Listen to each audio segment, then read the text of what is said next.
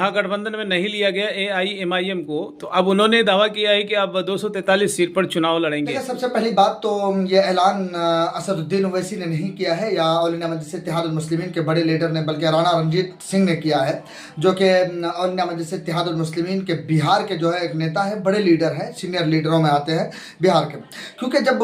मैं आपको बता दूं कि जब इंसान जब परेशान हो जाता है, जब सारे दरवाजे बंद हो जाते हैं, तो अपना रास्ता तलाश करने की कोशिश करता है। तो राणा रणजीत सिंह ने अपना रास्ता तलाश किया है, अपना रास्ता उन्होंने बता दिया है, वाज़ेह तौर पे बताया है कि देखें, जब अगर आपको गुरूर हो सकता है अपनी ताकत पर, जब आपको फ़ख्र हो सकता है, आपको घमंड हो सकता है अपनी ताकत पर, अपना जुनूनियत पर, और जिस तरीके से आप पिछले कई सालों से पुरानी पार्टी होने के नाते पर आपको जुनून है, आपको फ़ख्र है, तो ऐसे ही हमें जुनून है, हमें हमारी ताकत है और हमारे लोगों की ये पहचान है कि दिल खोल कर किसी का भी मुकाबला करते हैं। इसलिए आने वाले वक्त में 2025 में आपने हमें अपने साथ नहीं लिया, क्योंकि हमने बड़ा दिल दिखाया था, बड़ा हौसला दिखाया था, बड़ा ज़र्फ़ दिखाया था, आपकी तरफ हम चल कर आए थे, लेटर दिया था, आपने इसका भी इनकार किया कि हमसे डायरेक्टली बात नहीं हुई है। उसके बाद हमने ढोल नगारे पीट कर दिखा दिए कि भाई कम से कम वो बिखराव ना हो तमाम सेकुलर वोटों का, जो ये चाहते हैं कि बातिल और फाहिश ताकतें, जालिमों और जाबिर की ताकतें जो बिहार की सत्ता में बैठी है, उसको उखाड़ कर फेंके, जो मजलूमों और बेकसों की आवाज़ हो, उस सरकार को जो है बिहार के अंदर लाया जाए। तो उसके तौर पर मुत्तहिद होना पड़ेगा, एक साथ आकर एक प्लेटफॉर्म पर आकर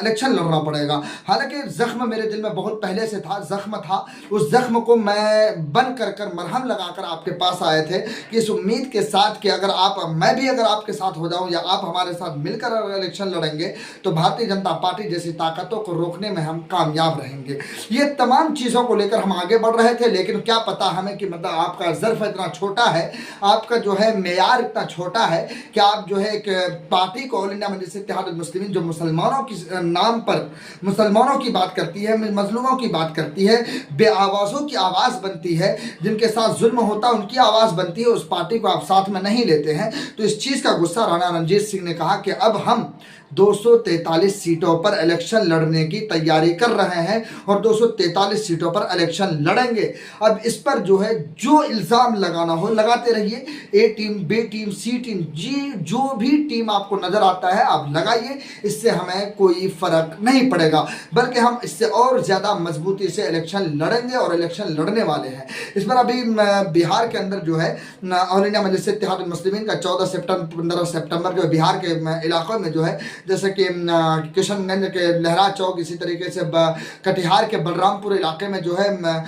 राष्ट्रीय प्रवक्ता स्पोक पर्सन वारिस पठान आए हुए थे और बिहार के तमाम लोग वहाँ पर मौजूद थे और इस मुद्दे पर उन्होंने बात की और बात रखी। उन्होंने कहा कि हमारी ताकत यही है, आप हमारे ताकत हैं। लोगों से अपील कहा कि हम जब तक हम मुत्तहिद हैं, ये ताकत है, भले ही जिनको फ़ख्र है, जिनको गुरूर है अपनी ताकत पर, अगर ये हमें साथ नहीं भी ले तो हमें कोई फ़र्क नहीं पड़ता। सीमांचल ही नहीं बल्कि सीमांचल से बाहर भी हम मजबूती के साथ इलेक्शन लड़ेंगे और उनको बताएंगे कि ऑल इंडिया मजलिस इत्तेहादुल मुस्लिमीन के बगैर आपकी सरकार नहीं बन सकती। किसी भी दल का, चाहे वो एनडीए दल हो या महागठबंधन हो, इंडिया अलायंस हो, इन दोनों अलायंस का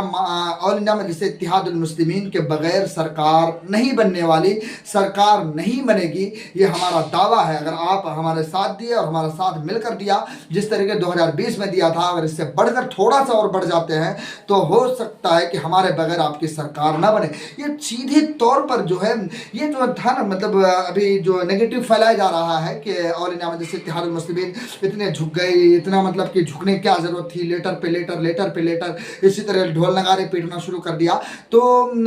इस पर जो बात हुई, अख्तर उल ईमान ने यूँ कहा कि देखें, मैं ये ढोल पीटना मकसद नहीं था, मकसद ये था कि उनको बेदार करना था, उनको सुनाना था, उनको बताना था कि नहीं भाई, अगर आपने लेटर नहीं पढ़ा, आपको इस पर इल्ज़ाम भी लगा सकते हैं कि आप पढ़े लिखे तो हैं नहीं कि आप लेटर पढ़ेंगे, चलिए ढोल की आवाज़ सुन लेंगे आप, इसलिए ढोल पीटा है हमने। तो ये सारी बातें हैं। तो लेकिन अब राणा रणजीत सिंह की बात कितनी सही होती है कि 243 सीटों पर इलेक्शन लड़ने वाली, या तीसरे मोर्चे की तरफ अगर वो जाते हैं, तीसरा मोर्चा अगर बन जाता है तो उसके तहत तो 243 सीटों पर लड़ सकते हैं। जैसे कि 2020 में भी लड़े थे 243 सीटों में, जैसे उपेंद्र कुशवाहा था, मायावती की पार्टी थी, अभी तो